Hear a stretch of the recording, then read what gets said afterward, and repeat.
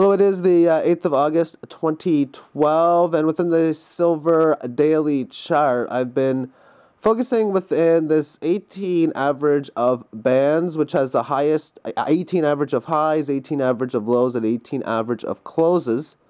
And for this thing to get going, if it either needs a big burst above the 18 average, which hasn't happened, or break above it, come back within the band, and then break out again higher, which is pretty much what's going on in here. You have a breakout in here, comes back down to the 18 average of lows, and now for 3 days, it's just consolidating with the 18 average of highs. It still really needs to get above this line. That line is 28.40.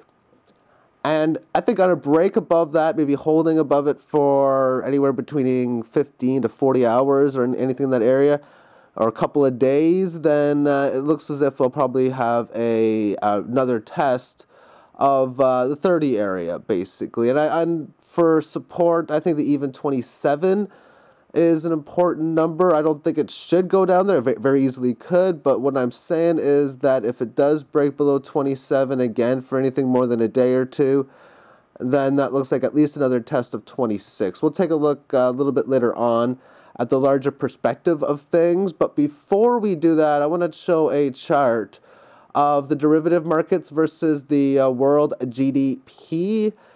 And this is going back to the year 2000. The blue bar represents the derivative market, which is a lot of leverage, a lot of just nonsense, in my personal opinion anyway, where, for example, if you want to bet on silver, I've been talking a lot about the short term. Okay, buy at, say, I don't know, 27, put a stop at 26.70, and you're selling at 27.50. You know, you're only going to gain a couple of percent if you win, if you do that. Yeah, well, if you buy on leverage, you could gain like 30, 40, 20%, depending on how steep your leverage is. But what's important to notice is, back at the start of this, the difference of the derivative market to the world GDP was nowhere near like it is now, as GDP is basically flatlining. I cannot say the same about the derivative market. For this type of, this is a bubble in my opinion. This is just a hazard waiting to collapse. I think Warren Buffett even mentioned that this is like the derivative markets are financial weapons of mass destruction, and quite frankly they are. But a lot of times these are what's affecting the price movements of silver, gold, oil, you name it. It's really not helping affect the price movement in a natural way. And we're going to move now to the silver chart, going back almost a couple of years now. This is going back from November 19th of 2010 back to 2012. And this is when it just broke above 26. It just recently got above it, and it was actually the first time, this is the first time it actually broke above 26 and stayed above 26 for a decent amount of time. We haven't been below, obviously, that level in a couple of years now almost. But anyway, with that being said, as far as the chart action is concerned, I can do a whole bunch of different things. I can draw a trend line, but what you're going to see is that it's got like a little bit of time left before this symmetrical triangle, or excuse me, this descending triangle will come to a conclusion. But as far as the movements, what's important to note is what's been going on just in this little section in here. As it's been a lot of indecisions, like people don't even know, as far as the whole trading game, what they want to do. Everything's in just a large standstill. And I look at this sort of like a game of Magic, or the board game Risk, or almost any kind of game you can imagine, where it's a two-player game. One person goes, they do their damage, the next person takes a turn, and so on and so on.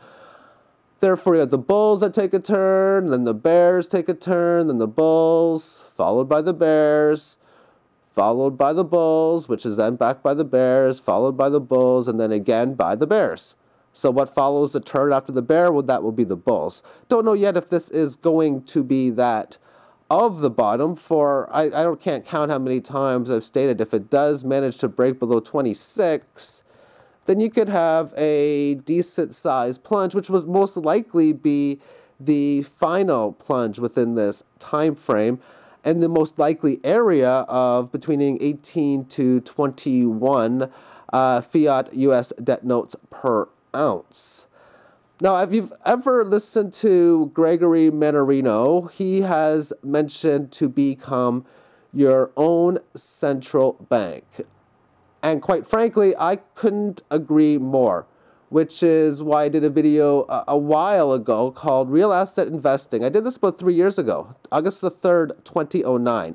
It's a video I highly recommend. I also, like I said, recommend GregVegas or Gregory Mannarino's channel, but this will give you an idea of just some of the things to look out for or to basically consider, as a lot of the information I stated back then is still good today. So thank you for tuning in. Have yourself a great day. Bye-bye.